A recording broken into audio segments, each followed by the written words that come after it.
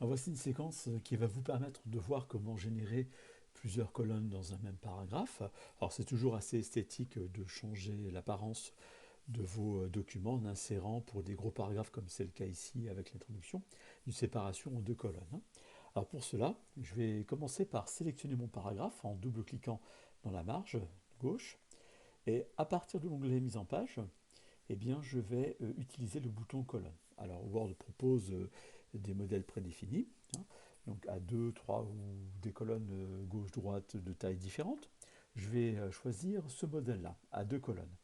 Donc automatiquement, bien, le paragraphe est scindé en deux, en sachant qu'un saut de section continue va être affiché avant et un saut de section continue juste après, hein, pour bien isoler le paragraphe contenant cette fois-ci deux colonnes.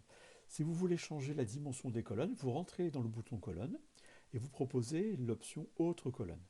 Là, vous changez, si vous le désirez, en décochant la largeur de colonne identique, la valeur de la première, et automatiquement, si vous augmentez la largeur de la première, eh bien Word va recalculer la largeur de la seconde pour obtenir la largeur de la page comme indiqué au niveau de la règle, hein. Si votre page représente une largeur de 16 cm, eh bien il va faire un calcul pour obtenir la largeur des deux colonnes avec l'espacement nécessaire, hein. Donc je vais valider l'exemple ici avec un espacement de 1 cm.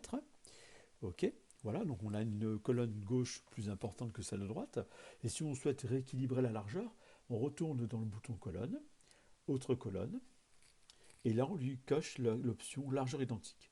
Et on demande l'espacement souhaité, par exemple 0,5 cm d'espacement, et Word va recalculer la largeur de chacune des colonnes. Pour un aspect, pour une esthétique un peu plus complet, on va rajouter une petite case ici supplémentaire, ligne séparatrice, hein. Tout cela va s'appliquer au texte sélectionné, hein. Donc je vais valider OK. Et là, on va retrouver donc des colonnes de même dimension.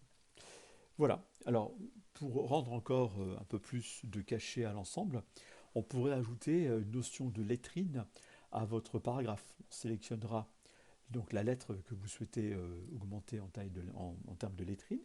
Et dans l'onglet Insertion, on utilise le bouton lettrine et on choisit de quelle manière on veut le voir. Si on veut que la lettrine soit dans le texte ou à l'extérieur. Ce qui est souvent fréquent, c'est ce modèle-là. Donc je le positionne.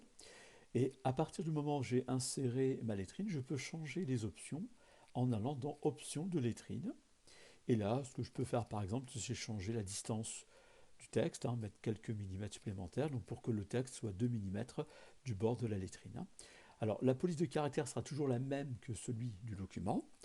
Et nous allons par défaut utiliser une lettrine qui représente une hauteur de 3 lignes de texte, hein. Voilà, je valide ça et on peut s'apercevoir que ça donne un bon rendu. Alors, si on voit apparaître une petite marque ici, noire, ça correspond tout simplement à la marque de paragraphe. Il suffit d'aller dans Accueil, de la décocher le temps de regarder le document dans son ensemble et voilà le résultat, hein. Bien, dans les prochaines prochaines séquences, eh bien, je vais vous montrer comment insérer et gérer les images.